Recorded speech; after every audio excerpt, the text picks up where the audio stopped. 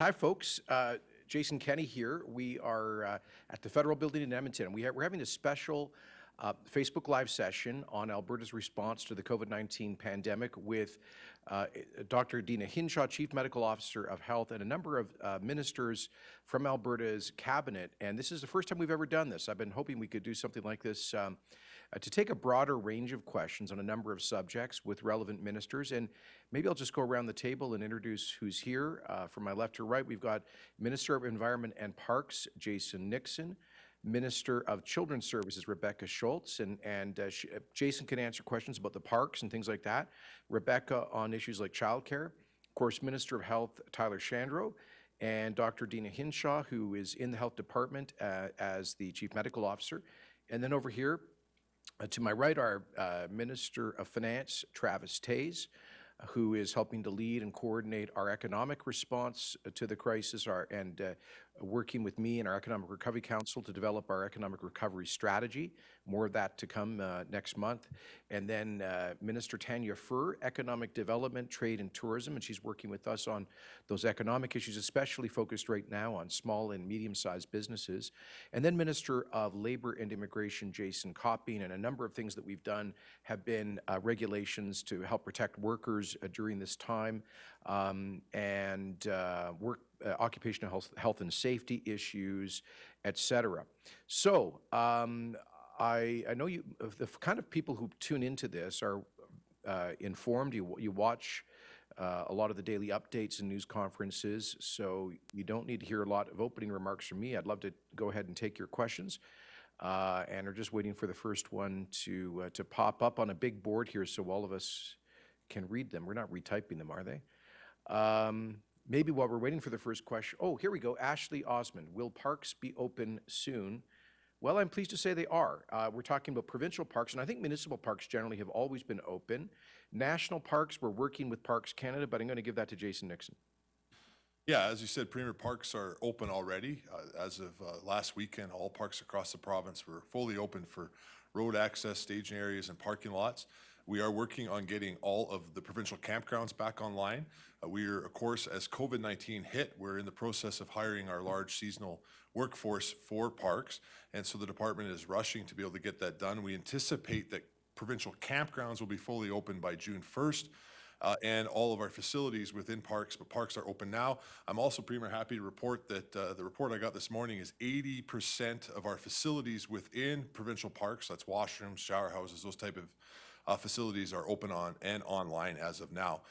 As well, our booking site is up and running as of May 14th, taking bookings for campgrounds as of June 1st. So you can go out and enjoy our parks now, and in the next couple of weeks, you'll be able to enjoy them while camping. Jason, I know that you were a little concerned about the May long weekend, Victoria Day weekend, because you always have huge crowds and sometimes some trouble out in the parks. How did it go this last weekend? Well, it was not the busiest May long weekend we've seen, but it was up there, particularly in central and southern Alberta and the eastern slopes. But everybody seemed to, in general, enjoy the long weekend. And it was beautiful weather, Premier, and we made it through yet another May long weekend.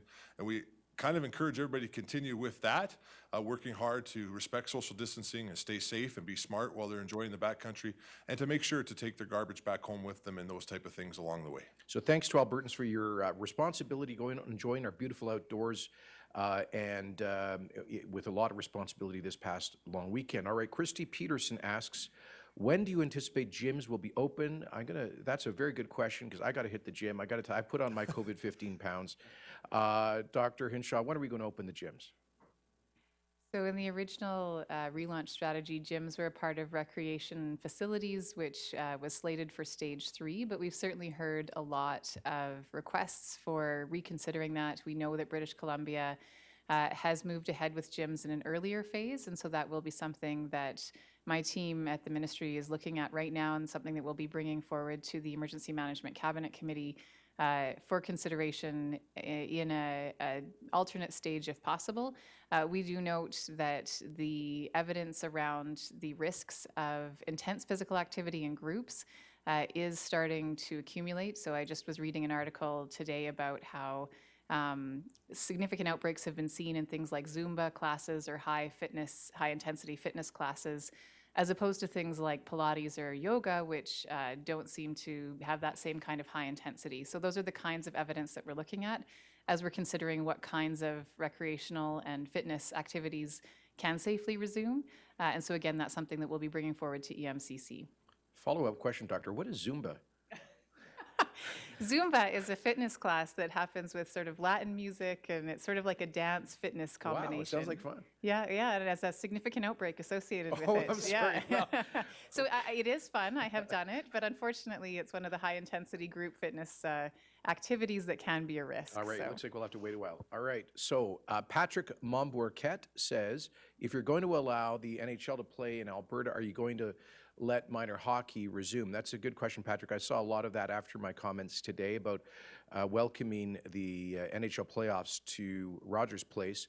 And a lot of folks are saying, well, why would you let the NHL in here, but my kid can't play summer hockey?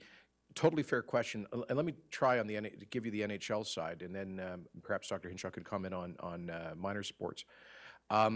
We have not yet made a final decision, nor have we received a final bid, but the Edmonton Oilers has been pitching to the NHL that they do their truncated end of the 2020 season here, or at least for the Western Conference, at Rogers Place.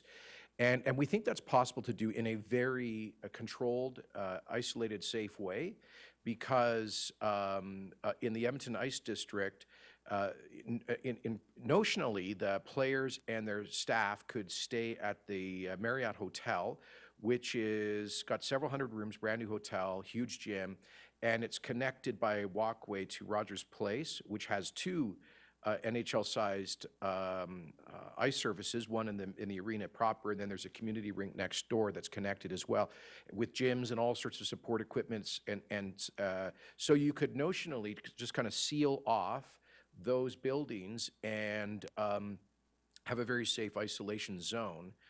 And also, obviously, the NHL can afford, and the teams there can afford to provide for their own medical support up to a certain point. They obviously have their own doctors, and they might be able to make an arrangement with a private laboratory service to do their own frequent testing in a way that does not put pressure on our public testing system. So I guess that is to say there would be, if we do that, there would be a lot of special arrangements to isolate the players and those folks coming up here. And I think it would be a great economic support for Alberta eventually post-COVID to raise our profile for marketing and tourism purposes. But I know a lot of parents out there and a lot of kids, and I was just talking to somebody who is a supporter of the Okotoks Dogs, which is one of the top high school baseball teams in North America, which is just amazing that comes out of Alberta. And they're just desperate to get back out there and play again. A lot of elite high school athletes, college athletes wanting to get out there in the summer season. So, Doctor, what can we say to them? So this is something that's a priority for the team right now, and I know that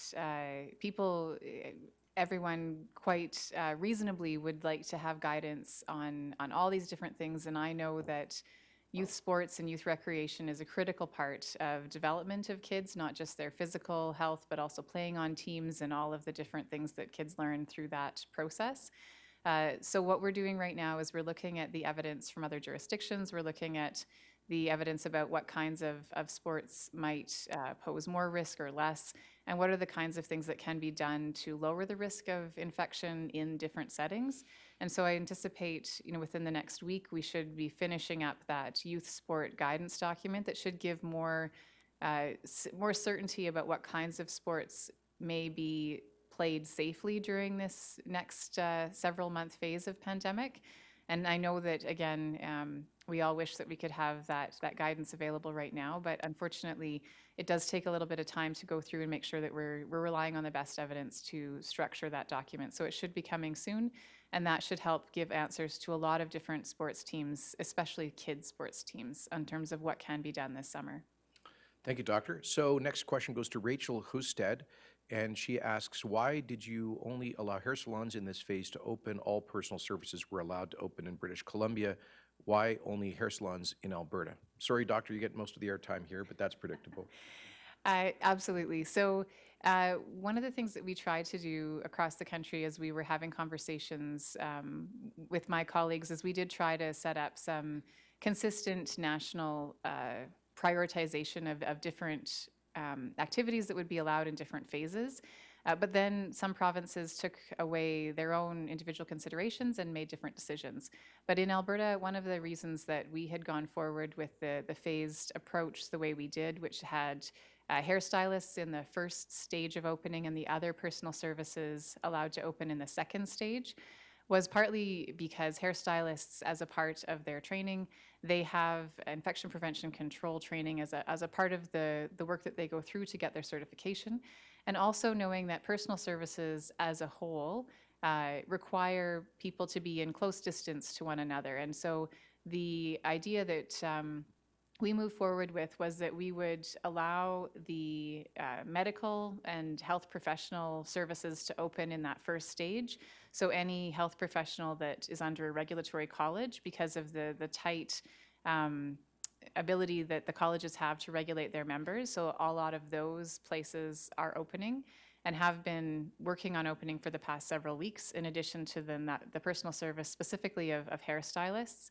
But knowing that some of the other personal services like massage, there's a lot more prolonged and close contact, and wanting to make sure that we gave ourselves time between stage 1 and stage 2 to monitor the effects of reopening. So I also note that in BC, they're only just now opening some of those personal services. While we've had the hairstyling open in most of the province since last week, and our allied health professionals open for a couple of weeks now. And so again, I think it's difficult to compare exactly one province to the other, because we're all making the best decisions we can, monitoring the impact of the openings that we've already done. And then again, we're anticipating that the rest of personal services will be opening in stage 2. And that's, again, based on our assessment of the priorities here and the safety of Albertans. Thanks, Doctor. So Belinda Cox gets the next question. Can you give us an update on domestic travel? And if leisure domestic travel is not allowed, will carriers be mandated to provide refunds? Well, I'll start maybe and invite Dr. Hinshaw and then Minister Furr to correct me if I'm wrong. First of all, there is no rule prohibiting domestic travel.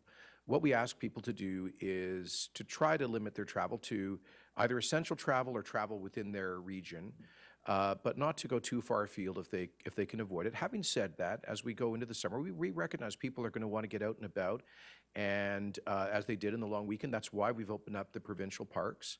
And Minister Nixon, I did see that some of the hotels in Banff and Jasper are actually taking bookings now for the summer for regional visitors, I think primarily from Alberta. And I want to thank you for working with the federal government on that. So, we just ask that if people are going to travel, that they try to limit their stops, try to stock up if you're going to go to a cottage or something, so you're not mixing more than you need to. And then so do you want to complement that at all, Doctor? Sure. I think when considering out-of-province travel, it'll be important to understand what the specific restrictions are in a province that you may be, or a territory that you may be thinking of going to. So different provinces across Canada have put in place different requirements for someone coming in from out of province. So for some provinces and territories, it's actually going to be required to have a 14-day quarantine period for anyone entering into that province from outside. So I think when you're considering making travel plans within the country, as the Premier mentioned, the recommendation is to avoid non-essential travel, but if you are thinking about traveling, make sure that you check out the rules and the destination that you're considering going to, so you can plan to avoid disappointment if the place that you're planning on going to actually is going to require a 2-week quarantine. That would significantly change vacation plans. And that's part of the reason, again, we're just asking people to stay traveling more within the province and making sure that we're not mixing more than we need to at this time across the country. Yeah, just to be clear, the recommendation is to avoid non-essential travel outside the province, certainly outside the country. But we do acknowledge that people are going to move around in Alberta this summer, and just ask that they do so safely. Minister Furr, anything about reimbursements from airline companies and the like? So I'm on a weekly call, federal, provincial, territorial calls with the federal Minister of Tourism and the colleagues, and we're discussing those options. I know some of the major carriers, WestJet and Air Canada, have been very good to date with respect to giving credits or rebooking. Airlines actually do fall under federal jurisdiction, but again, it's weekly calls that we have lobbying for things like that. And with respect to domestic travel, just further to what the Premier and Dr. Hinshaw said, we're working closely with Travel Alberta, who's our marketing arm for tourism, and they're working on a staycation promotion to encourage travel within the province of Alberta. And we think this is an excellent opportunity for Albertans to discover areas of Alberta that they might not have thought to visit before, and just see what we have to offer in our own backyard, while travel outside the province at this point is not recommended. Thanks, Minister. Kendra Gilbert asks, what are your plans to help boost Alberta's economy, knowing that we were currently in a recession prior to the pandemic? Well, Kendra, we might not have been in a technical recession before the pandemic, but there's no doubt we had gone through 5 tough years, and we probably were in some kind of a recession in the first part of 2019. But actually, the last quarter of 2019, the first quarter of this year, we're looking pretty good. We were seeing increased in new investment, increased drilling activity, lots of other positive economic news. Obviously, the coronavirus recession has just collapsed all of that and caused, together with the lowest oil prices in history, created a parallel economic crisis in this province. As I've said, there's no point in sugarcoating that.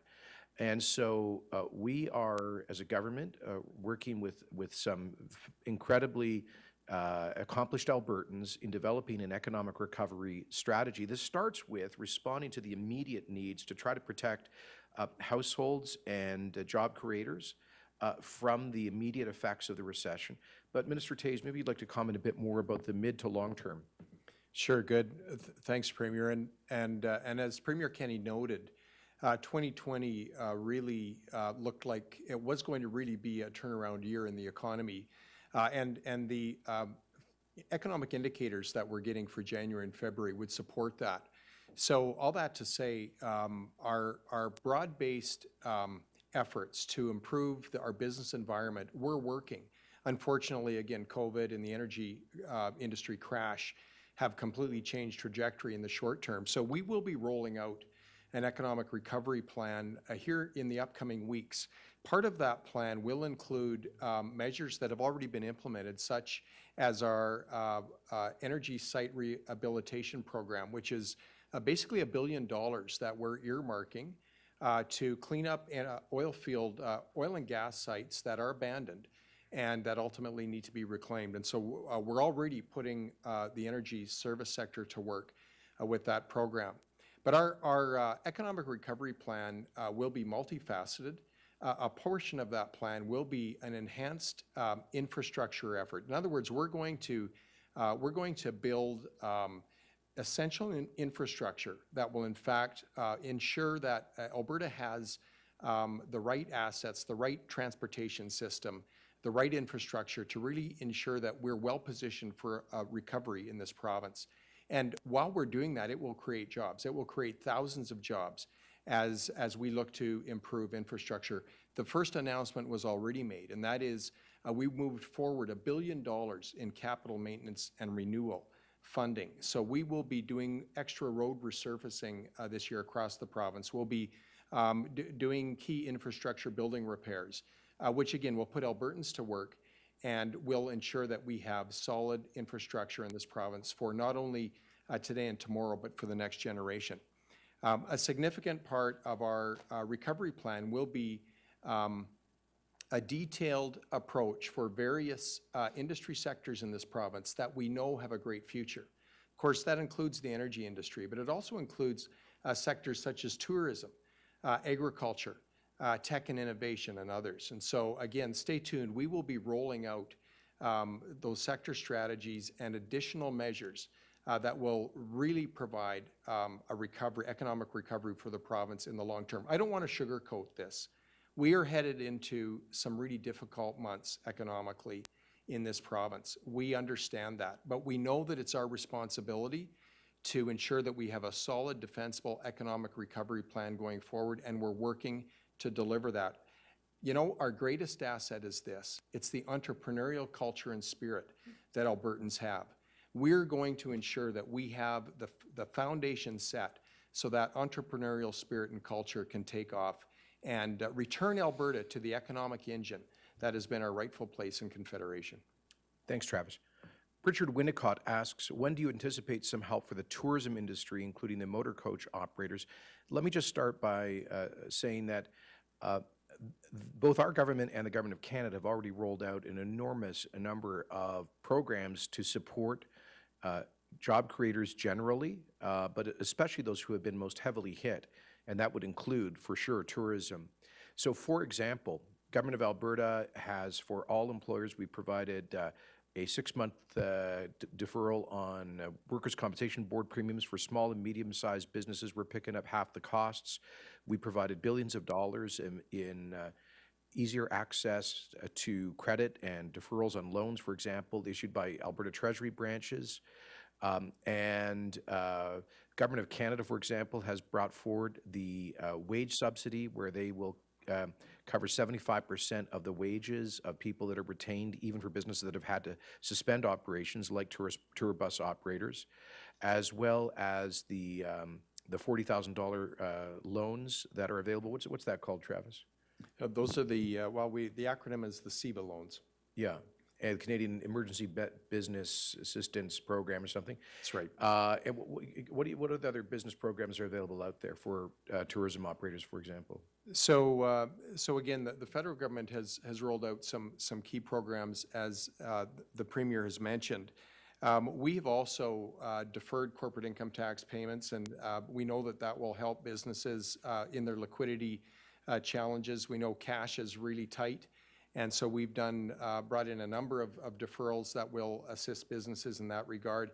And again, as the Premier noted, and I think it's worth repeating, we have worked with the Alberta Treasury branch, of course, that's owned by the people of Alberta, to ensure that they can provide adequate loans during this very difficult time.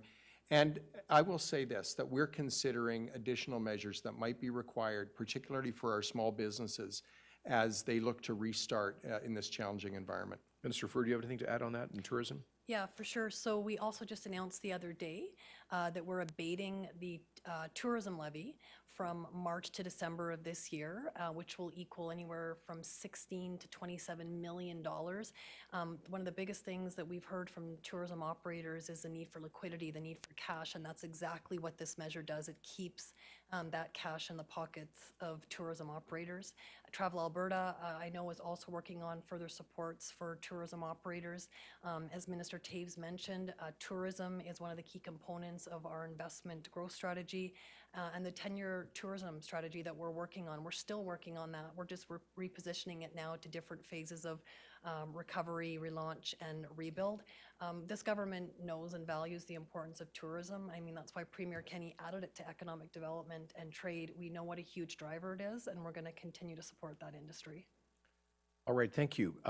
A.J. Harp says, what trials for a vaccine are most promising, and when do you hope a vaccine will be ready? I don't know if you want to start with maybe Minister Chandra and then Dr. Hinshaw.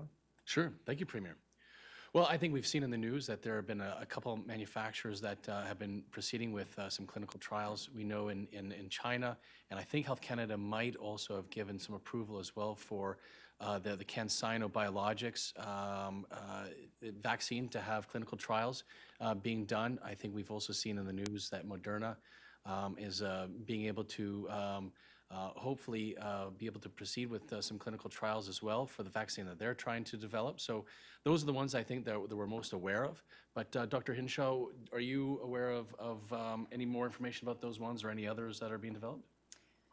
So I was actually just reading today a summary of the 10 clinical trials that are underway around the world. So there are 10 different vaccines that are currently in trial phase with human subjects, and one of those is in Canada.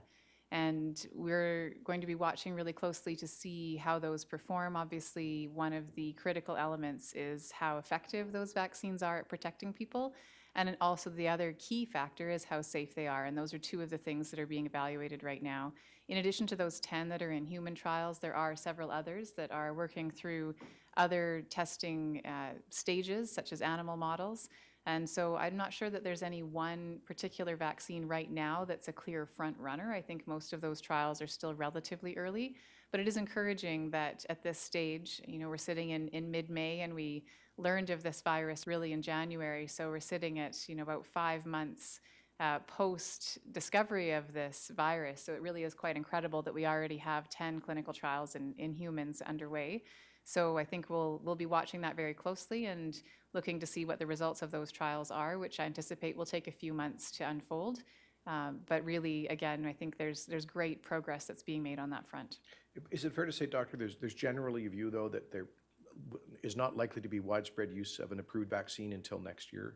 That's correct, yeah. And I think one of the things that is really important to remember is that even if one or more of these clinical trials show promise, they're with relatively small groups of people in the hundreds right now, because we need to first make sure that they're safe and effective with a smaller group.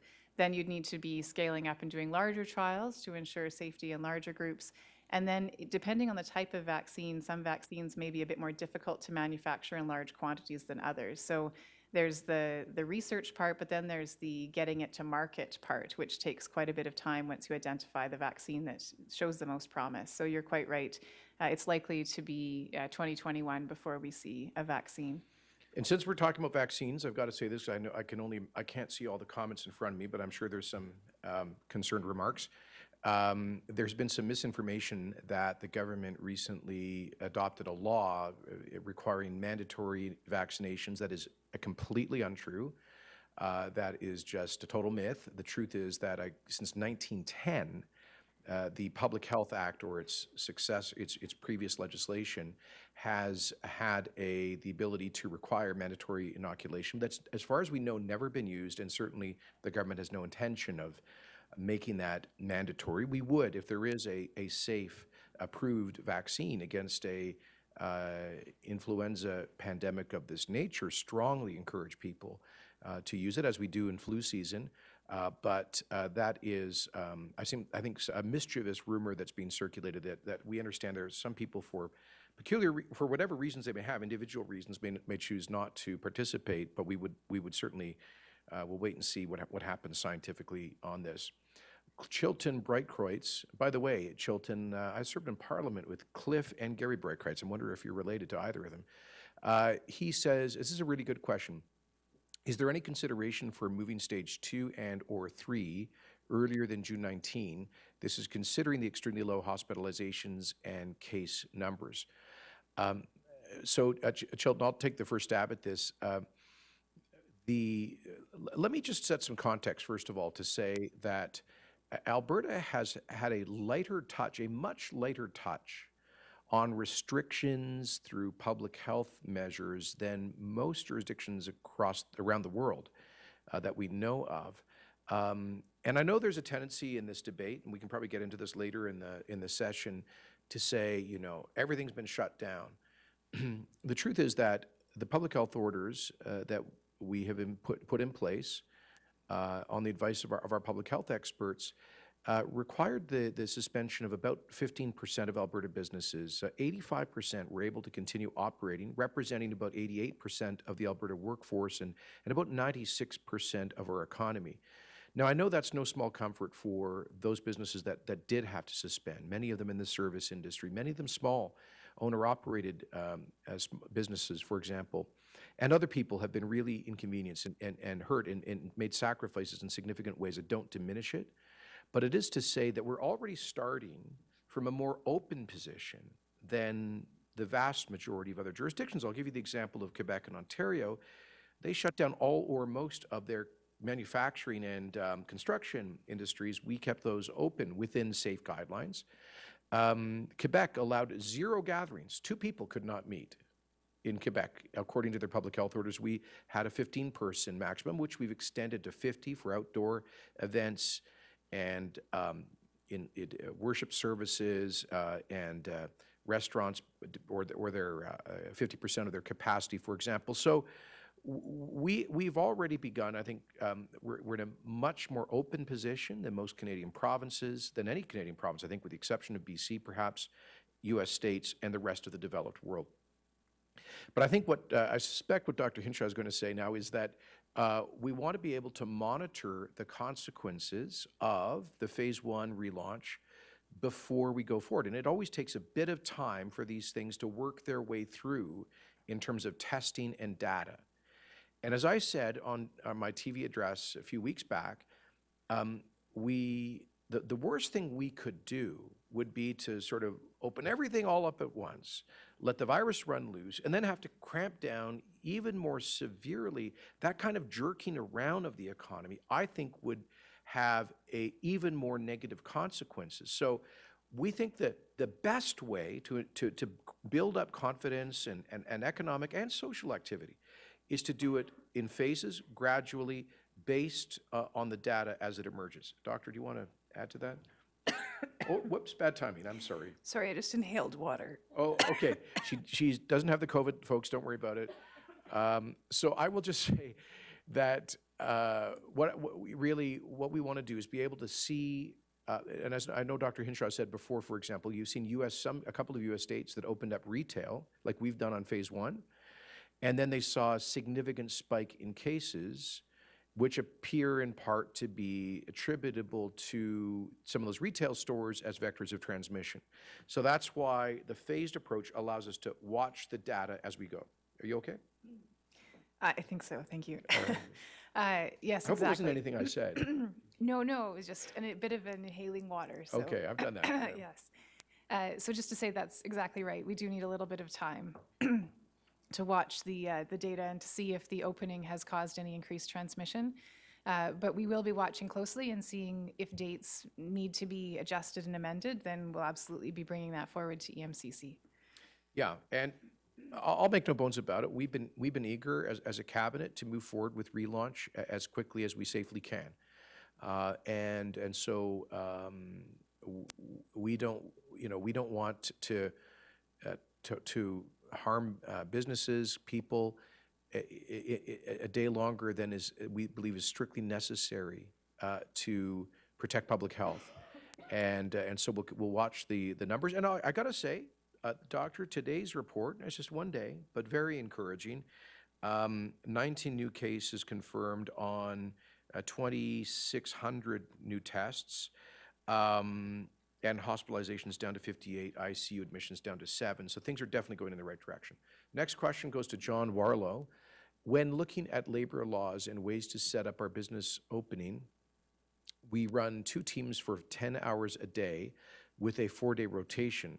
So if a team becomes infected, isn't the full-blown workforce? How can we do that if we are not sure that the revenue will pay for the overtime? Minister Copping, do you have ideas on that? That's a great question and a good idea as well in terms of separating the different groups of workers so that if one group gets infected, you have another group that can do the work.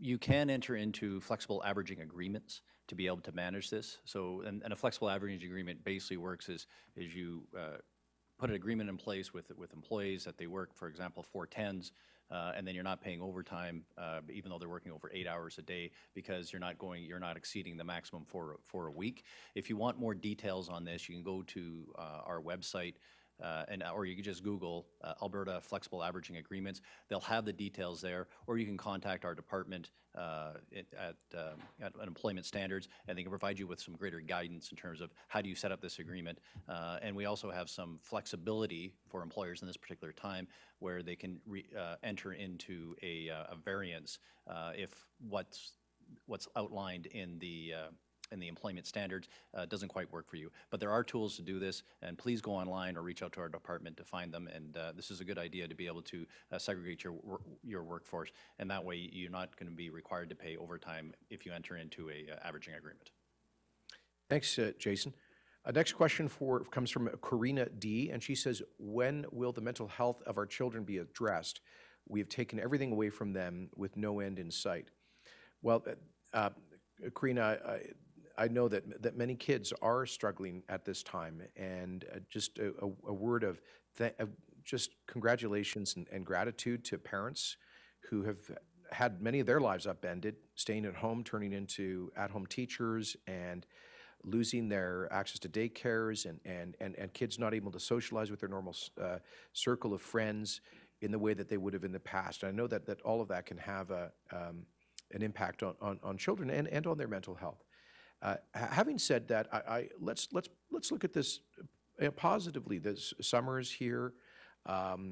We have opened up the parks for families to travel. Families can get together in twin family cohorts, so larger groups, and we've moved the total number of gatherings outside to 50, as long as people try to maintain social distancing. Dr. Hinshaw just said that they're taking a close look at when we can safely reopen children's sports, for example, over the summertime. We've given go-ahead, even before phase 1 of the relaunch, to day camps within certain limitations. On mental health generally, let me say that in addition to the $150 million commitment that the government has been delivering on to increase mental health support to all Albertans, including kids, we've added an additional $53 million in COVID-19 pandemic-related mental health support, including through the Kids Helpline and community-based mental health services. And I'd invite Children's Services Minister Rebecca Schultz to add on to that answer. Thanks, Premier, and you covered a lot of the key pieces that, I mean, day camps are opening, campgrounds are opening, families are able to get out and enjoy the nice weather that we've had, maybe not this week, but certainly over the long weekend. And this is something that Dr. Hinshaw and I addressed with many families asking on our Facebook Live a couple weeks ago, you know, this is really difficult. How do we ensure the mental health of our kids? And so I shared a story at that point. My son he is now 5, and he said, Mom, I don't understand. We have white blood cells and we can fight the virus. Why can't I see my friends? Smart kid. And he's future scientist. he does have an affinity for science. And so, I got the shots, Mom. We have the white blood cells. The macrophage gobbles them up. He said that? He did. It came from the show Storybots on Netflix. Future Nobel Prize. And so he retained it. And it was an interesting question because you don't want to create fear where it doesn't exist, but you also want to create these parameters where kids know that, it's okay to get out. You want to enjoy the sunshine. If you see your friends when you're biking down the street, I mean, it's very difficult to keep young children physically apart, but there are lots of things that families can do. I mean, I'm from South Calgary, and I can tell you that lots of families were out enjoying Fish Creek Park, staying distance from each other, and so that certainly does help. And for parents to share their experiences, to say, we know that this is stressful and this is really difficult, but we're all in the same boat, and it's okay. And, this is a virus we don't know a lot about right now, and be honest with your kids, but trying not to create more fear. And so finding activities where you can bond with your kids, whether it's cooking or coloring or just getting outside for a bike ride or a walk, but also knowing that the mental health hotline, and I think we can link the numbers for all of these contexts as well, is available. Kids Help Phone is available by phone or to text CONNECT to 686868. And then also knowing that this is a very stressful time for families. And so, again, what we're seeing is a health crisis coupled with an economic crisis, and lots of the stressors for families are made worse or exacerbated at a time like this where we're seeing additional stress. And so we know that there are vulnerable kids out there that may be in very difficult situations, and without community centers and schools being open, we don't necessarily have those same channels to find out where kids may be at risk. Our nonprofit sector is doing exceptional work, specifically in our prevention and early intervention areas, at reaching out to kids and families, making sure that they have supports that they need. We've asked educators across the province, myself and Minister LaGrange, to reach out to kids and families who we may know might be struggling, but our ministry still continues to do that frontline casework by distance where possible, but then reaching out when we know that there may be kids at risk. Great answer. Thank you very much, Rebecca. Mr. Bo Cheng Jing says, will the Alberta border be open to welcome new immigrants for their initial landing, the ones who have the Alberta provincial nomination and want to start their lives in Alberta? Thank you. So the simple answer is that people can still come to Canada, but they have to be essential. Well, why don't you? I'll give it over to you, Jason, because part of what we do is limited by the federal government travel restrictions. We continue to receive newcomers, but obviously it's much more difficult for people to travel internationally. Jason? So you're quite right, Premier. There is some, we are governed by what the federal government has put in, so there's difficulty for people to travel. There's been some exceptions made, for example, with temporary foreign workers.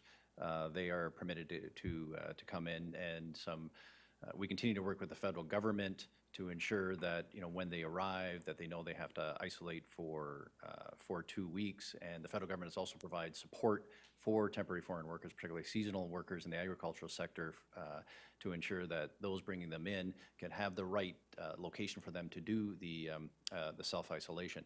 We've also made changes for our own program in regards to changes to the application process, recognizing that people are in the middle of applications and may not have received the final certificates.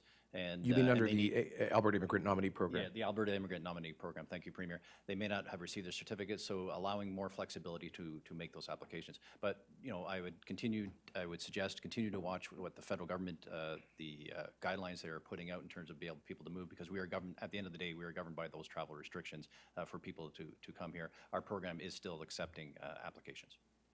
And Minister Coppy and I will have an announcement to make about some changes in this regard coming up because of the travel restrictions, fewer people will be coming.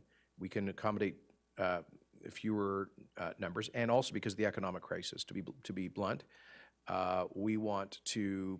I'll just say it. We want to put more pressure on Alberta employers to do everything they possibly can to look within Alberta to the huge and growing number of unemployed people for jobs here, and that includes new Albertans. And so just stay tuned for an announcement on that in the days to come.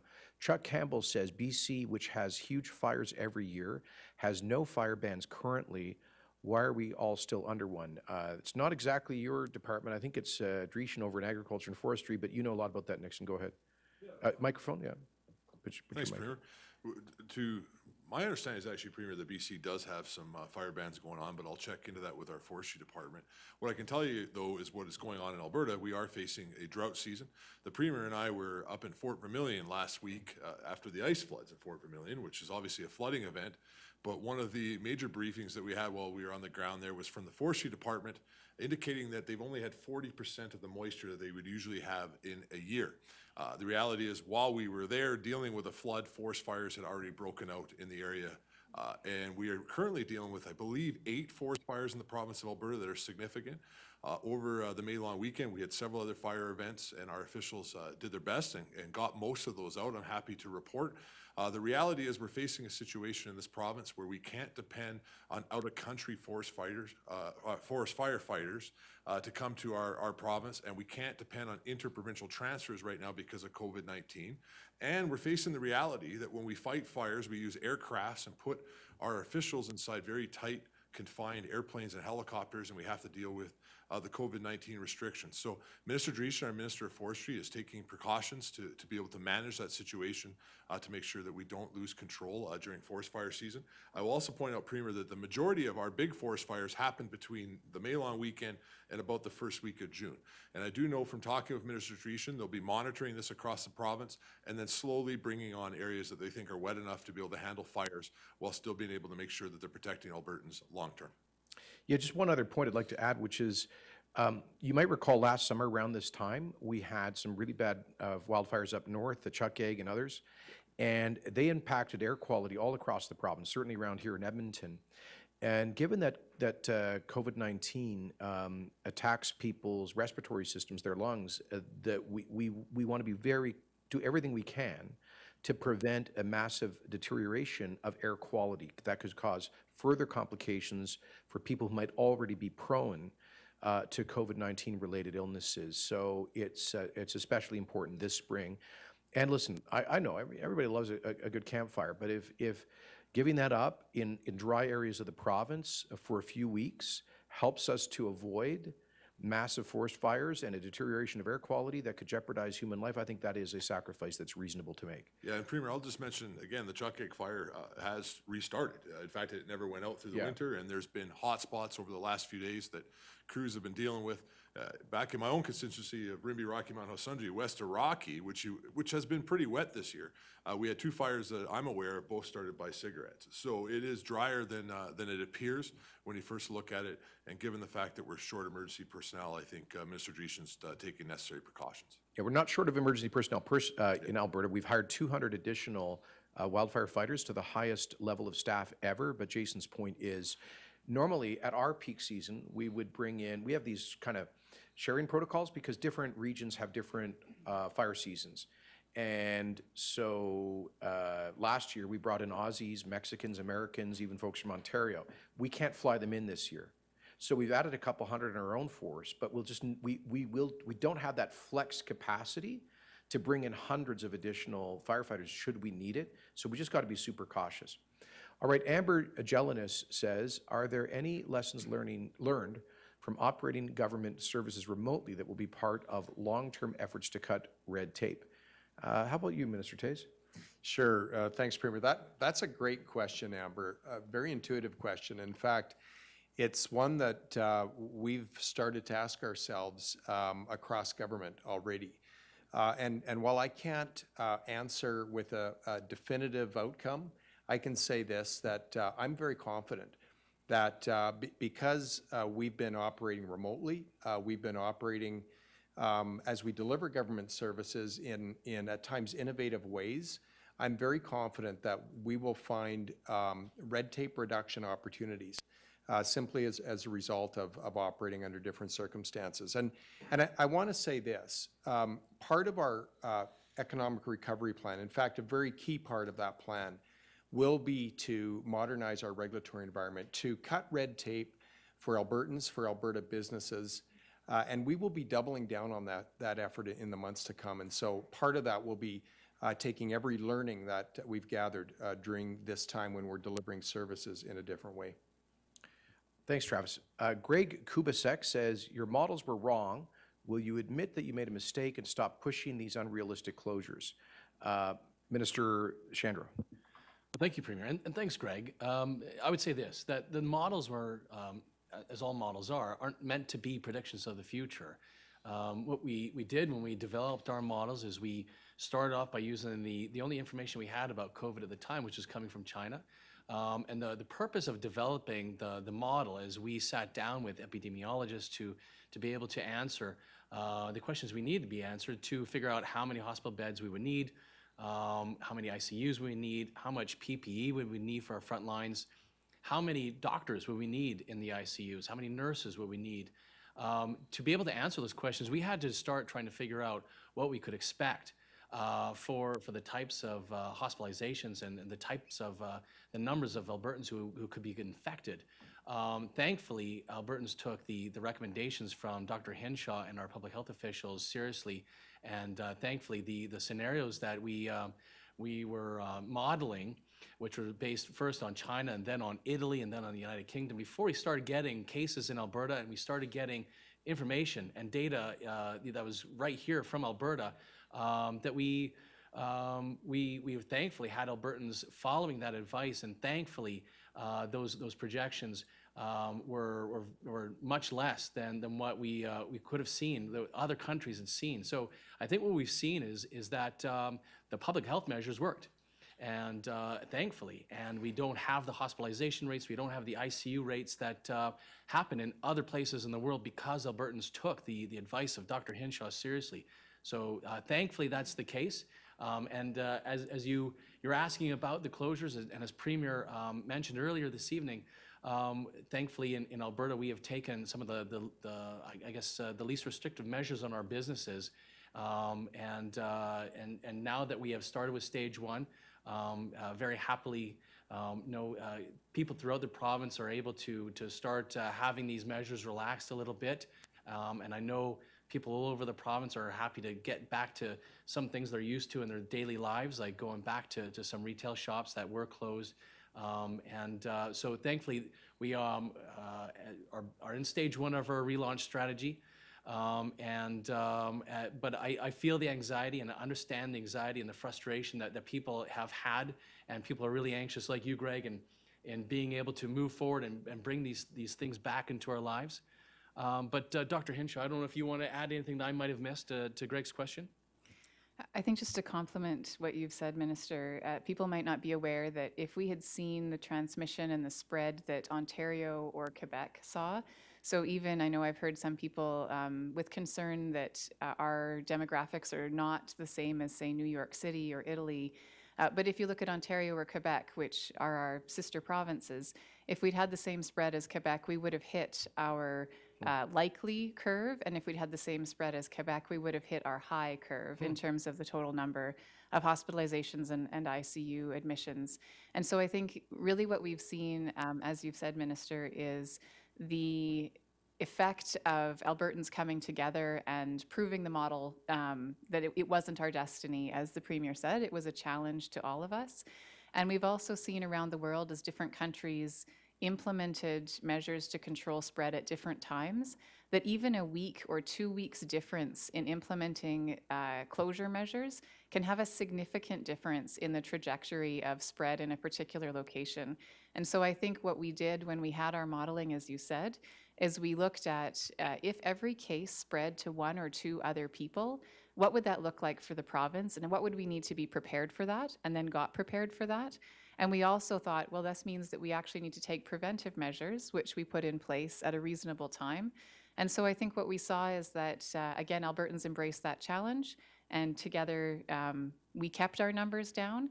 But we saw, again, in other provinces that wasn't a foregone conclusion.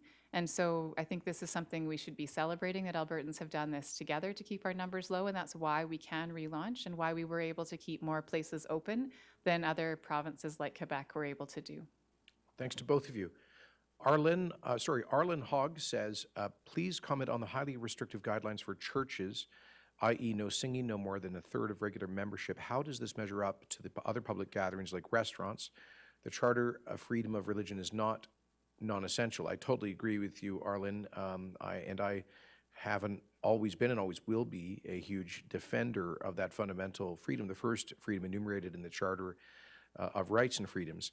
And we have not barred people from exercising their freedom of religion. We have had to temporarily change the way in which people gather for worship, but churches and other religious facilities have been allowed to stay open. Like, I think a lot of us have talked ourselves into a notion that everything was shut down here. In fact, I was speaking to the leaders of some of the churches recently who thanked us for having kept the churches open. People could go and pray there, and they were obviously following hygiene protocols, properly sanitizing them. Obviously, faith communities moved to online forms of congregational worship. And now we've moved forward with allowing up to 50 people or 30% of legal capacity in places of worship. And I want to thank the leaders of the faith communities of all traditions across Alberta from having been frankly, having embraced these guidelines to keep their people safe. I know, Doctor, you feel very strongly about this because of some of the experiences we had with so-called super spreader events in Alberta. So if you'd like to complement that. Yeah, absolutely. And I feel strongly that the ability for faith communities to support each other is and always has been considered essential. So as you say, this is not something we've ever shut down. And in fact, if you look at other provinces across the country in terms of some of the restrictions that they've placed on religious gatherings or indoor gatherings, Alberta is actually one of the first that has moved forward to allow gatherings in faith communities and religious spaces. What we've done by setting the limits of the number of people that can gather together and restrictions on some activities like singing is because of what we have seen. And I did share a few weeks ago a story with permission from the faith community that experienced it. An experience that happened in mid-March where a community had gathered together to have a worship service and a small social gathering afterwards, where they were doing their best to follow all the guidelines in place at the time, doing their best to follow sanitation guidelines, doing their best to follow the 2 meters of distancing.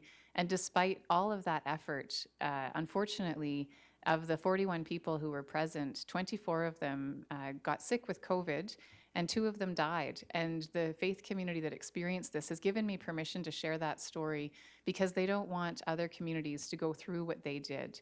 And they, again, tried their best to follow all of the protocols in place at the time. And what I know is that faith communities are, in many instances, like large extended families. And so to bring lots of people together in one place is different from a restaurant, which has table sizes maximum of 6 and groups of 6 seating separate of 2 meters from each other. If you bring many people together into a place where the common purpose of worshiping, I think it would be challenging for people to not want to greet each other and to spend time together, because we all want that and we all need that. And so the intention for what we've done is to provide guidelines for how church and faith communities can keep each other safe, and to start with a smaller gathering so people can get used to gathering in smaller ways, can get used to being together while observing the public health measures and watching how that unfolds so that we can then ease those restrictions over time. But again, the guidelines we've put in place are for the benefit of this community, to protect the community, and based on some of the painful experiences that we've seen in other gatherings of this type that happened just a few months ago. Thanks, Doctor. All right, Bobby Derouin says, I hope you pronounce your name the French way, Bobby, there. Jason, I'm so impressed with your calm demeanor. Oh, thank you. But how are we going to pay for this?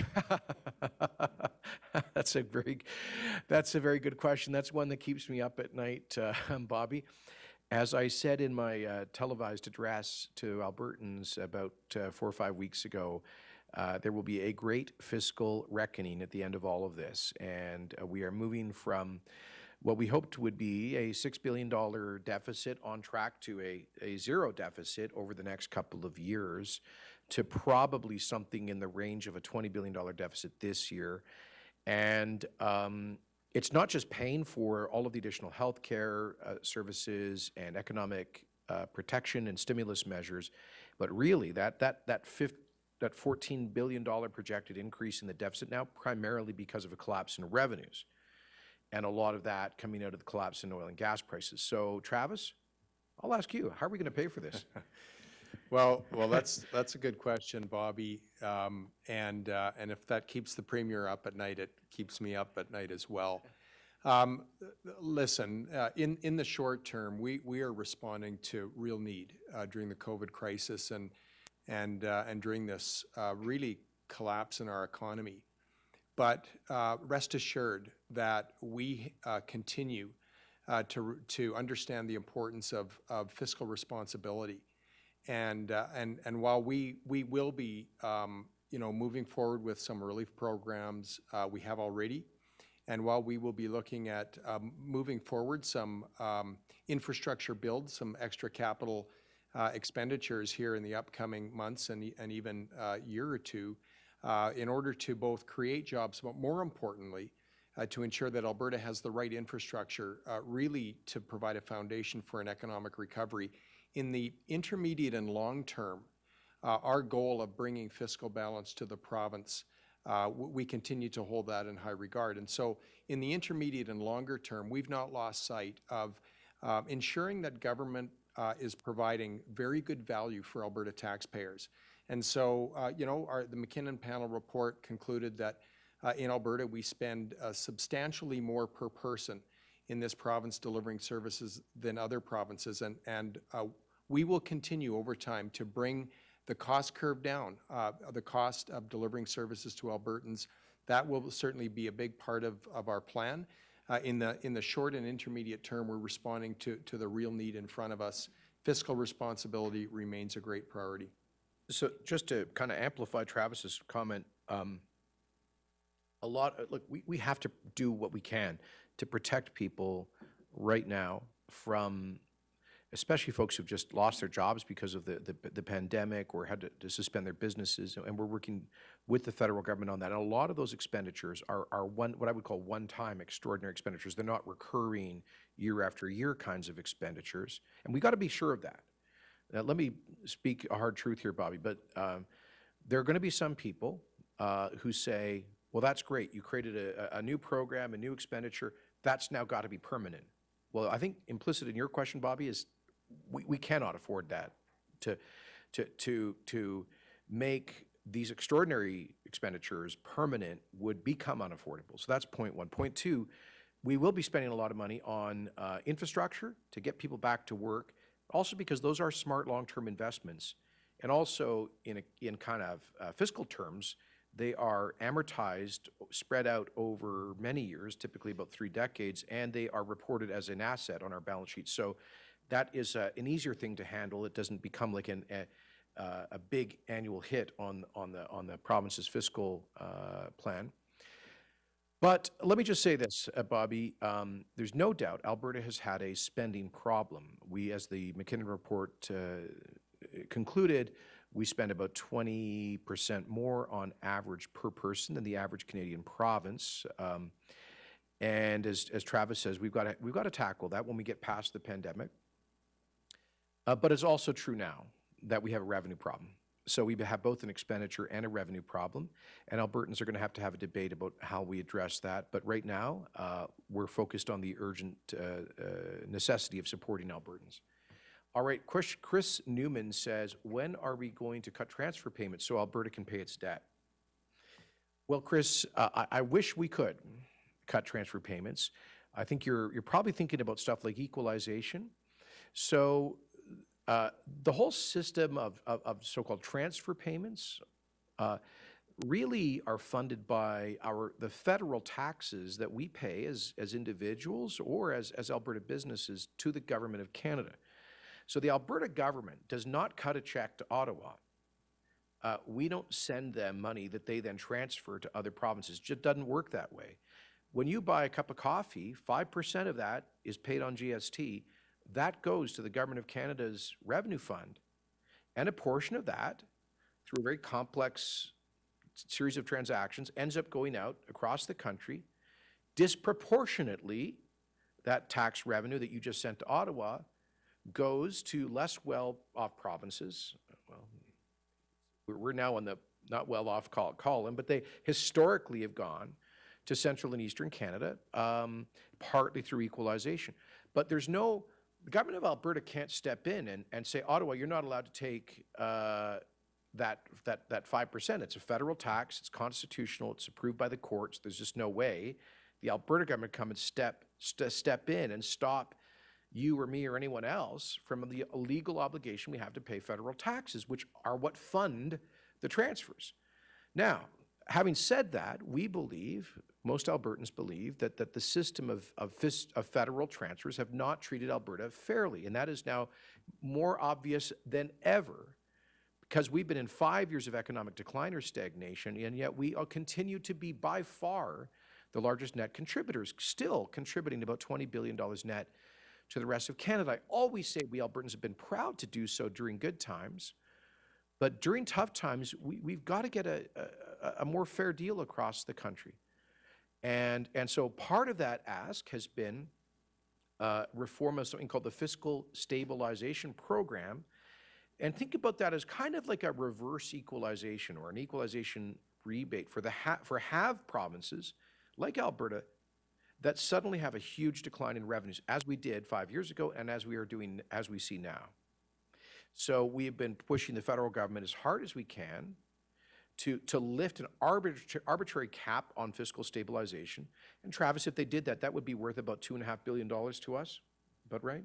Yeah, actually, the way our revenues are looking, it could be worth considerably more than that. Well, And just don't tell the federal finance department. Let's keep that between you and me right now. we'll keep that tight, Premier.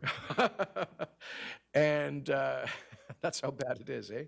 So we need reform on that fiscal stabilization program, and let's call that kind of reverse equalization. But at the end of the day, I've always said, if we don't get a fair deal from Ottawa, if we don't get that TMX pipeline built, and we don't get a fix on this fiscal stabilization, then we may ask Albertans to vote on the whole principle of equalization in the Canadian Constitution. Not that we can change it ourselves, but we can put it at the top of the agenda, kind of taking a page out of the book of Quebec's political strategy in recent decades.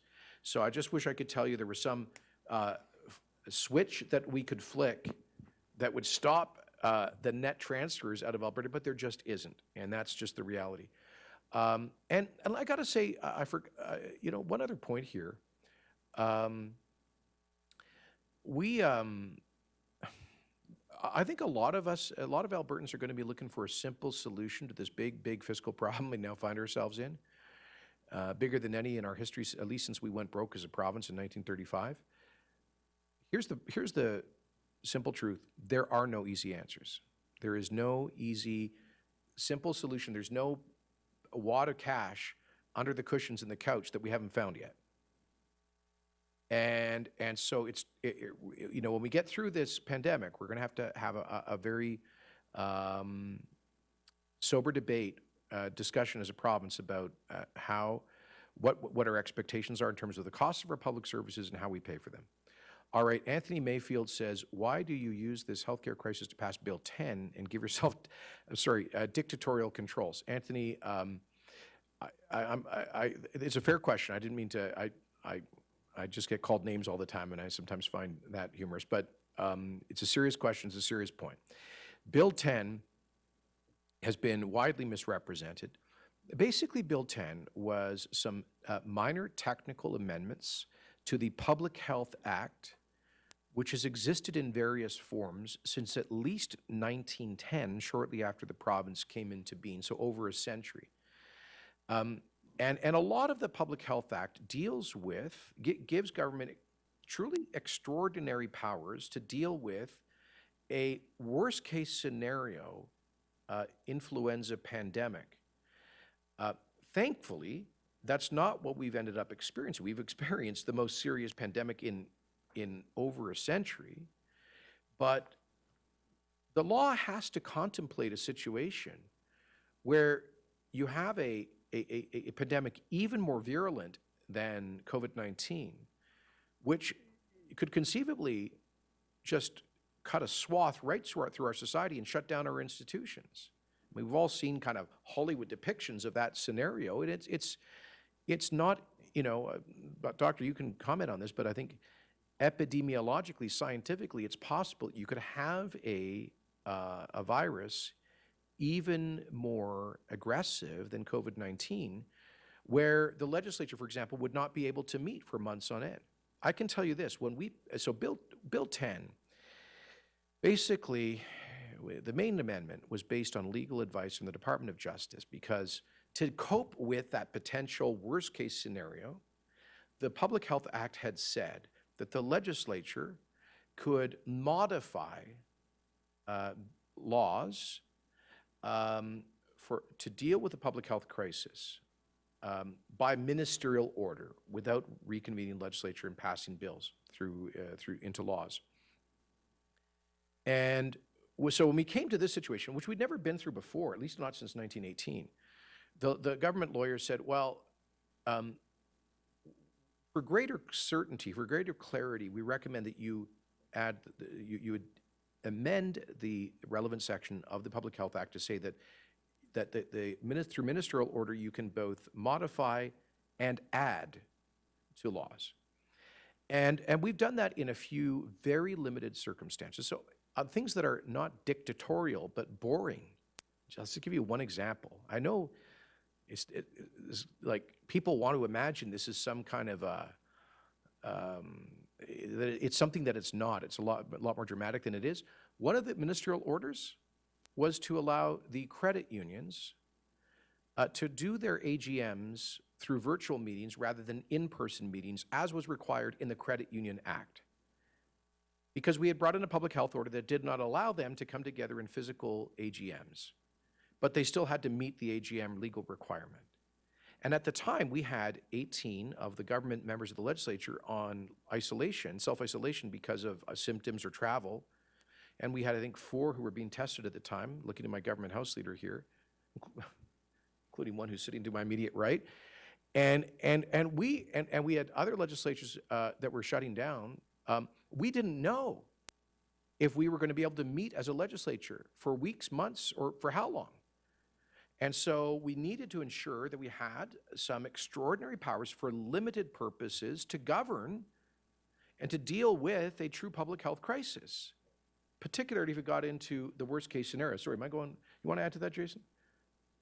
No, I couldn't agree more. Premier, as the government House Leader at the time, we were looking at a spot where the legislature may not have been able to sit, and there were minor things that had to take place to be able to allow operations to take place across the province. And so Bill 10 just does that. A lot of people get confused, though, Premier, when they see legislation, those of the world, most of the world, who doesn't know what a bill is or pay attention to the things that we normally do up here in Edmonton. They don't understand because they just look at Bill 10 and then they look at the act that was associated with Bill 10. And that act, the Public Health Act, had been in place since, I believe, Premier, 1910. At least its original version, yeah. And so people then just assume, they go back and they start reading the original version and they assume that's what was in Bill 10. But Bill 10 was not that. Bill 10 was minor amendments to the Public Health Act. But the reason I interrupted, Premier, is I thought it might be worth talking about what our plan is in regards to the Public Health Well, Act. so, yeah, sorry, I went too long on this, but it does, I just, here's the problem. It's a lot easier to tell a simple lie than a complicated truth. And there's some folks out there who, for whatever reasons, have wanted to say this is dictatorial. Tell me one thing that the government has actually done that is an abuse of authority. Now, some people will say that any of our public health authorities orders are that. I would say every jurisdiction around the world has taken extraordinary measures. Every democracy on the face of the earth, regardless of their political orientation, has taken extraordinary measures to protect their public from on a range of stringency in terms of the public health orders. And these are democracies, all of them, whose leaders are ultimately going to be accountable to voters. So it's not like we woke up one day and we said we're going to just arbitrarily start imposing orders on Alberta society. We ended up with orders that were actually, as I've said, much more moderate than in most places around the world. Now, having said all of that, on Minister Nixon's point, I totally agree that these are issues of totally legitimate debate. And that is why we are asking a special standing committee of the Legislative Assembly to be stood up to review the entire Public Health Act, including the sections that go all the way back to 1910, and including the very minor technical amendments that were made last month. And we'll invite you and lawyers and experts and the general public and everyone else to make submissions, and we'll challenge Albertans. Help us answer this question. How do we have extraordinary powers to be able to continue to function as a society in a worst case scenario pandemic while constraining government from abusing those powers? Tyler, do you have anything to add to that? Well, thank you, Premier, and thanks, Anthony. And thanks. I note that you've been active in commenting on the feed for this post. So thank you for watching us tonight. Thank you for all the comments that you've been making on the feed. So Anthony, I would just reiterate. I think Minister Nixon and Premier have said it accurately, but Bill 10 didn't actually add any new significant new powers for a government. That the powers that the people are worried about in the Public Health Act have been there for decades, if not at least until 1910, as Premier said. Now, this is the first time in the history of this province that we've had to declare a public health emergency. Although we haven't done a deep dive on what happened in 1918, but we should probably look at that in the legislative review. I agree, and the review of this committee that you mentioned, I think that's the opportunity for folks to be able to come and meet this standing committee and be able to present that evidence for folks to have an open and honest conversation about the Public Health Act, because we haven't, as Albertans, been aware really about what's in this legislation until now because of the need for us to declare this public health emergency. And now people are becoming aware of what's in the Public Health Act. And so, And that's a good thing. I think I agree, Premier. I think it's fantastic that people are aware now, and folks like you, Anthony, have these concerns about what's in the Act. And I think this new committee reviewing the Act is going to be a great opportunity for all Albertans to be able to give their feedback, like you, Anthony, and we look forward to you being able to have that forum for giving us that feedback. So thank you for the question. So there's a follow-up question from Josh Switzer, pardon me. And by the way, folks, this proves that we take the tough ones too. We're not just taking easy questions. Josh Switzer says, "Are you arrested peaceful protesters?" All in caps. Josh, so I did not arrest anybody. I don't have the power to do that. It's true that I think 10 days ago, there was one individual who was detained by Alberta sheriffs and then arrested by the Edmonton police, who had been involved in a protest now in front of the legislature against the public health measures. And in my view, and we had a very long discussion about this in our emergency cabinet committee the other day, is that the right to protest, freedom of assembly, freedom of speech, these are fundamental constitutional freedoms that we fully respect. And I will point out that there have been a number of protests against the public health orders in front of the legislature and elsewhere that nobody had been arrested or detained prior to that one incident. We looked into it. And all I can say is this, that subsequent to that, the government, with the agreement of the chief public health officer, has increased the maximum number of people who can gather in outdoor settings to 50. And so there have been there was that one arrest for somebody who apparently refused to provide their identification when they were being ticketed. I think that the whole situation was very unfortunate, and law enforcement have been put in a very difficult position because they have been delegated under the Public Health Act to enforce the public health orders, including the limitation at that time of 15 people in a gathering. And so we hope that law enforcement will exercise common sense in the application of the law, and we continue to review the delegation of authority to different law enforcement agencies. So I would just say stay tuned on that.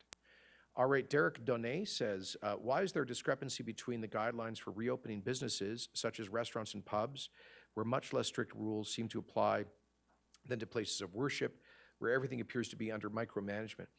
Well, I think, Doctor, you've kind of already addressed that. If you want to take another stab at it. Sure. And again, I think the key difference between a restaurant environment where you have a maximum of 6 people that are allowed to sit together at a table, where our strong recommendation is that the people sitting together at a table be members of the same household or cohort families, and where spacing requirements are in place, there's requirements for servers. The difference between that environment and then place of worship is twofold. One is that that restaurant environment, for the most part, the groups are sitting at tables, a maximum of 6, are unlikely to know each other and know different people at different tables. So really you have a very small social gathering, again, no more than 6 people. And there are quite strict requirements in place for restaurants in terms of how they are to operate, how they are to protect the servers and the patrons. So the purpose of going to a restaurant is different from the purpose of attending a place of worship, where you have many people coming together to experience, again, experience of a worship service or some other kind of common experience. And the people who typically would be attending together typically would know each other, typically would be a part of a social circle, where coming together would be anticipated to have all of those people in that place really wanting totally reasonably to spend time together, to talk to each other, not having seen each other for a long time. And so there's quite a different risk of transmission of virus in those 2 groups. There's also some activities like singing that typically happen in worship services that we know from multiple reports of outbreaks that singing actually can cause greater dispersion or greater movement of virus particles than simply having a conversation. And there have been outbreaks reported in groups such as choirs, where more than half of the people who attended a particular choir practice where they were singing in groups got infected from one single person. This is a report that was just out in the US CDC the other day. So there are approximately 60 people in a choir. One person who was there was feeling a little ill, kind of a mild cold, and that spread to, I believe it was 40 or so of the choir members. 2 people in that choir died. And so many of the restrictions that are in place in the guidelines with faith communities and places of worship are there to help communities of faith understand how they can protect each other from these super spreader events, which we've seen several of just in Alberta, and we've seen reported in many places around the world. And so again, what I would say is that the things in the guideline, the requirements and the list of activities in the guideline are actually meant to help faith communities protect each other and to help ease back into this really important part of life in a way that's safe, in a way that protects all of the members of that community. And that's the intention of those guidelines. Thanks, Doctor. All right, Dave Duguid says, let me just see, why do we need foreign workers when there is not enough work for everybody here? That is a reasonable question, Dave. The Temporary Foreign Worker Program is a federal program. And having said that, provinces can ask that restrictions be imposed on certain occupational categories. And I will just say, stay tuned. Hayat Osmani, Hayat, says, I don't understand why preschools are still not allowed to open like day camps and daycares. Minister Schultz. That is a very good question, and it's one that we've actually been working with Dr. Hinshaw's office on. I think I'll let her speak to it. I do understand, obviously, that it is difficult, and many both daycare and preschool operators have said, look, it's really difficult to social distance when children are young. Absolutely, that is the case, and I think that was part of the decision around preschool specifically, not being able to open at the same time as day camps and daycare centers. Part of that is also, though, around the parameters, the spaces, the number of cohorts that would be in one space in one day. Typically, a lot of preschools do have multiple cohorts in a room in any given day. And I'll pass it over to Dr. Hinshaw, and I know our doctors there are working on looking at that and also looking at what's happening as we do open daycare centers, but I think she can probably provide a little bit more detail on that front. Sure. And so I think there are two questions there. One is the comparison between preschools and day camps. So I'll start with that one. Typically, a day camp or a summer camp that would be something where children can go to for a particular experience. Typically, summer day camps are generally for older kids. So kids who are more likely to be able to understand the need to be physically distant, perform good hygiene, hand hygiene, that kind of thing.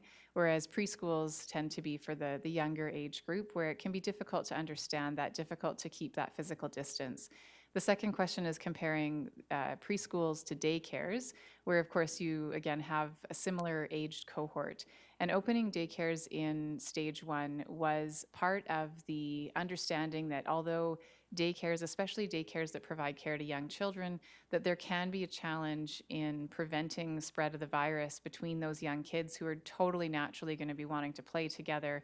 It's not going to be possible, and that's why we've set out some guidelines around cohorting so that you have a relatively small group of kids who spend their day together, and that ability to open daycares was going to be essential to being able to open many of the parts of businesses that were being opened. So retail stores, starting to open some of the health professional offices, that the ability to have reliable childcare in a safe way was going to be essential to supporting the opening of some of those other sectors. Whereas preschools is the primary purpose of a preschool isn't typically for childcare provision. I understand that for some people, a preschool can be a childcare option, but daycares, again, that primary purpose is providing childcare so we can open up some of those other sectors and watch to see how we can keep kids safe, how we can keep the staff safe in that context. So as Minister Schultz said, we have been having discussions about preschools in particular. Preschools had been in the construct of stage 2 when we're looking at schools in general opening, as they're being seen to be more similar to schools like a kindergarten than similar to daycares. But we are having those conversations about how we can learn from both our own early stages of opening, as well as what we're seeing in other places, and how we can think about when preschools might be able to open. But again, currently they're sitting with schools in that stage 2. And I guess I should also add that when we look at our licensing requirements for childcare centers, they are very, very detailed. And so in order for childcare centers to also open, the parameters and the protocols and the guidelines are also quite strict and quite stringent. And the level of interaction our licensing officers would have with a childcare center per se is a lot different than the licensing parameters that are already in place for preschools. Although I do want preschool operators to hear me say that we have heard you. We've heard your concerns. Clearly, we are working on this, going back and forth each day. For those of you who have brought forward different ideas on how you might be able to offer your preschools in different ways than you traditionally have, thank you very much for that great feedback, because we've been able to take that forward and maybe look at how that could work moving forward in those later phases. But again, it is important to see how does this work as we look at childcare reopening in these couple of weeks here. And luckily, we've only had a couple of cases and not a lot of spread, which is a good sign. But we have to also look at what's happening with the data, especially when we're bringing a lot of young children together in one specific space. Thank you. Thanks to both of you. Next question to Pearl Varstra. And she asks, can you speak to the racism that is occurring against the Asian community? Are there measures taking place if it gets worse? Thanks for all of your hard work. I appreciate it. Thank you, Pearl, for your question and comment. Obviously, we condemn the racism at any time, but especially, I think, at a time like this when so many people are going through a time of adversity. And perhaps some people look for scapegoats, and that's just not the Alberta way. It's not our Canadian way. We respect the inherent dignity of everybody, and unfortunately, I think we did hear about some examples of prejudice towards members of certain communities, notionally associated with the outbreaks in meatpacking plants. Let me just pause there to say, obviously, those outbreaks were terribly unfortunate, and we've got to learn the lessons from them.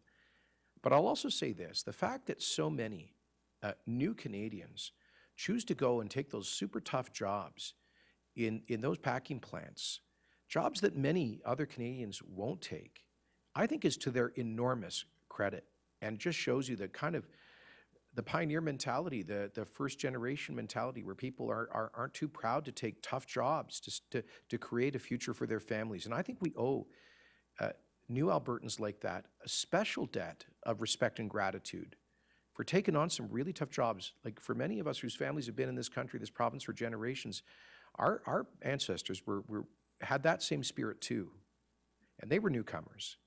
And we should respect new Albertans, especially those in so-called entry-level jobs. We should respect them for their work ethic, their willingness to make sacrifices, and we should say thank you to them, and not characterize people's supposed connection to this virus because of what their background appears to be. That's just wrong.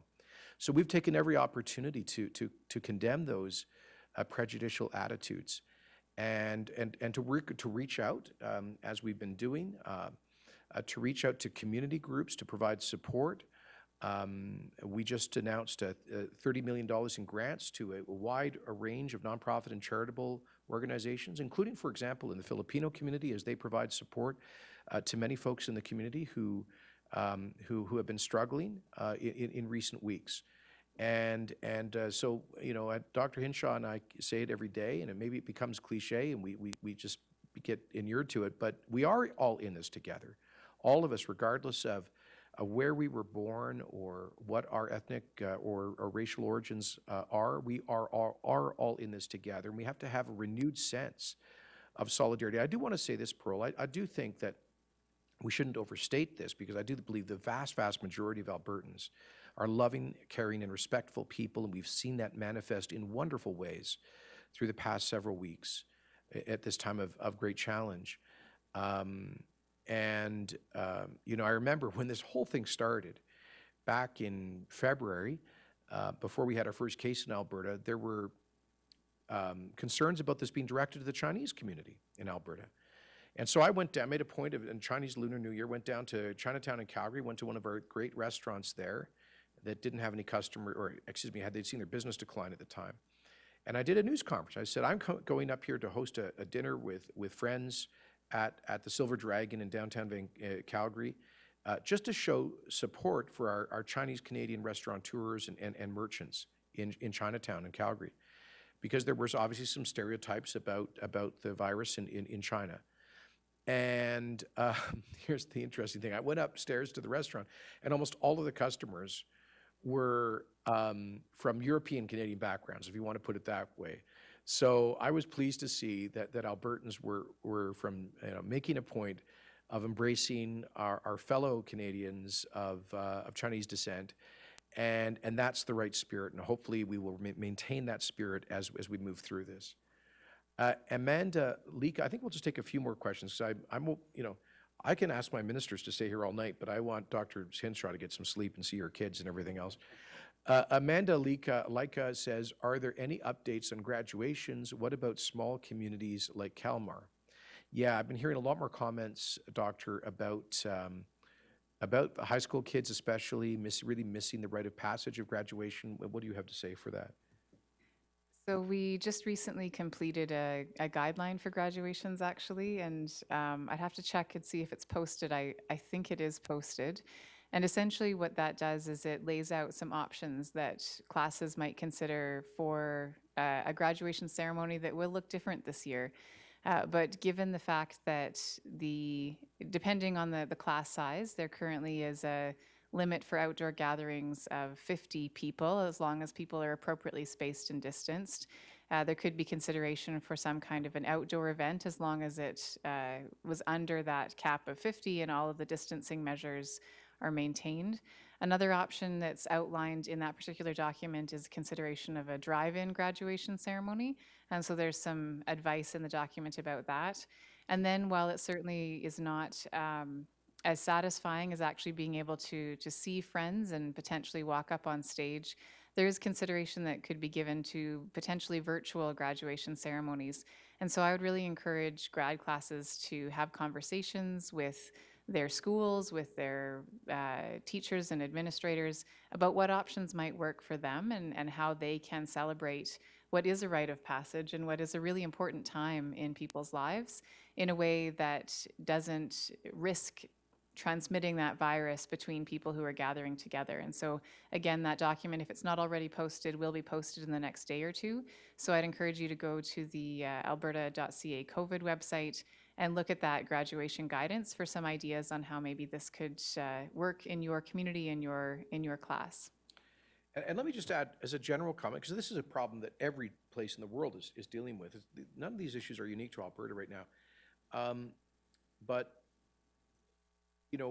we will be able to get to a situation where we get closer to normal if Albertans continue to act so responsibly and with such discipline as they have been. If we continue to see these numbers go down and down sustainably, then I'm confident Dr. Hinshaw and her crew will be able to come to us more quickly than would otherwise be the case to expand the maximum number of people who can gather and the kind of events that people can hold, including graduation ceremonies. So it really is up to all of us in the choices that we make. And we haven't done it yet tonight, so let's run through the basic hygiene things, because that's what it comes down to. We could talk about all these complicated policy issues, but if you wash your hands frequently under warm soapy water several times a day, if you sanitize surfaces that you often touch, if you cover your mouth when you cough or sneeze or yawn, if you wear a mask or face covering in a crowded area where you can't social distance, if you try to keep a couple meters away from people when possible. What am I missing, Doctor? Stay home when you're sick. Yeah, that's the most important You one. have to stay home when you're sick. Yeah, if you do those basic things, we're all going to get through this quicker. Take a couple more before the doctor, I think, has to leave. Christine Howes Lurster says, you're screwing over the small businesses where there would be less people, instead opening large businesses.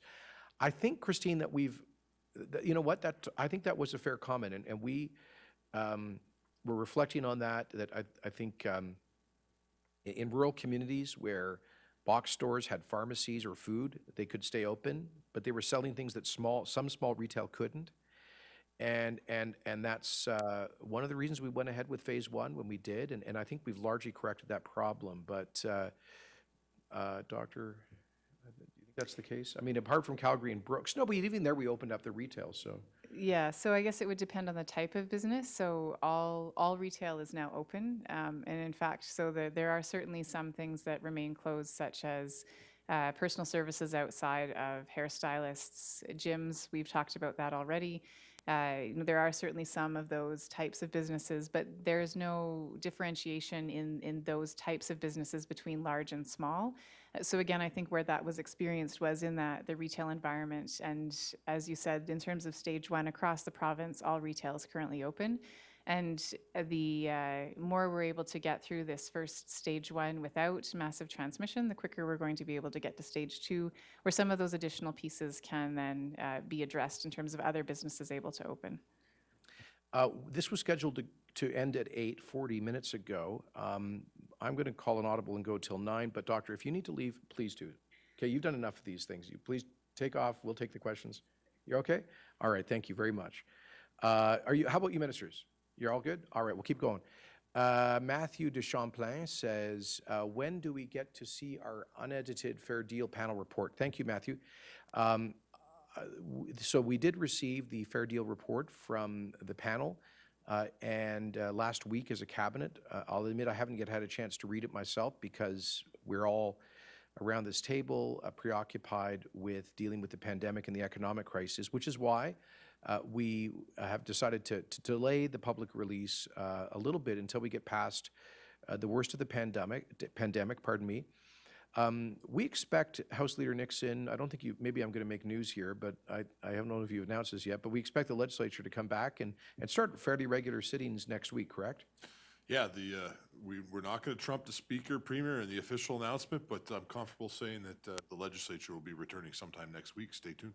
Yeah, so because we do think it's important, and we expect Albertans to work in their regular jobs, that we think it's important for legislators, for MLAs to do the same thing, doing the people's business.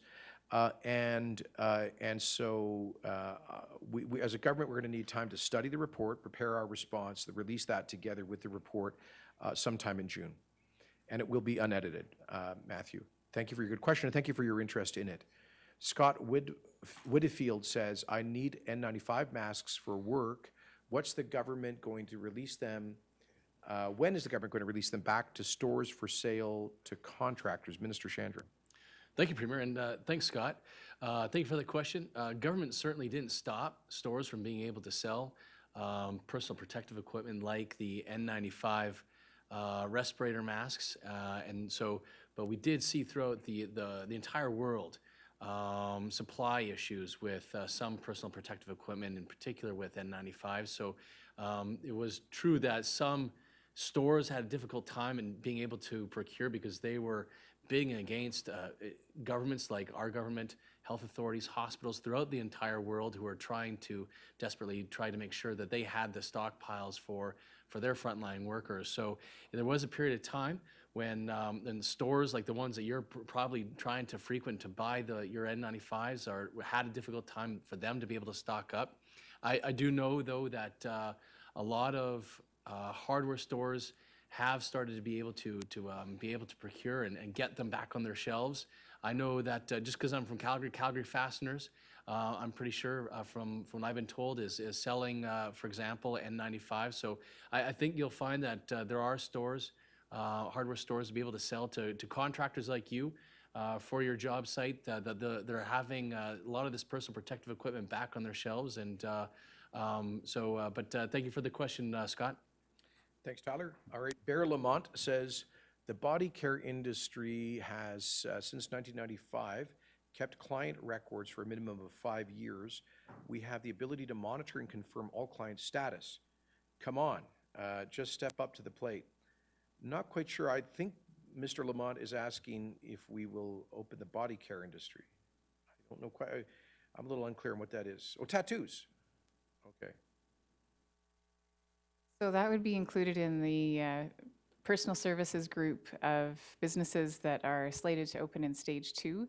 And I think one of the important things to remember is that we've only just moved into stage 1. That started less than a week ago. And we know that the incubation period for the virus is up to 14 days. So it's pretty early to be able to tell the impacts of that stage 1 opening. As Premier mentioned earlier, the numbers are really encouraging. And I think that if the numbers continue this way, showing that despite the relaunch, Albertans are able to follow all these measures, making sure they're staying home when sick, ensuring that they're keeping distance from each other, then we will be able to get to that stage 2, which includes tattooists, it includes other personal services, and that is slated in just several more weeks down the road. But I think that the challenge that we face when we are making decisions about the stages and when to open is that if we opened everything all at once, all at the same time, it doesn't allow us the ability to monitor and watch to see whether or not there's a surge in new cases. And as was mentioned earlier, we did see when we were looking at the evidence from what other jurisdictions experienced, places like Alabama, where the only thing they opened was retail, and within 7 days of opening retail, they had their highest daily case count ever, even before they had closed down. And so I think what we're doing in Alberta is very similar to what others are doing across the country and around the world, is to open in stages so that we can evaluate, we can watch, and we can make sure that the next stage is safe to move into. All right, thank you, Doctor. I guess we're having some technical problems. I'm not sure if we're actually broadcasting right now. So I've been told by our technical folks that we should wrap it up, which is unfortunate because you could tell I like these things. And I think this has been a really good dialogue. I'll call it the people's question period. The only problem is I talked too much and I got to shorten my answers. But otherwise, it was great. Thank you all for your good questions. Remember, stay safe, wash your hands, and wear a face covering if you're in crowded spaces. Stay home if you're sick, and follow all that advice. And also, if you are in Calgary, especially, you can, even if you don't have any symptoms, you can sign up for testing. Go to the Alberta government website on that. We've got lots of extra testing capacity. Oh, you're done? And so we do want more people. And please download the Alberta Together tracing app as well. Thank you very much.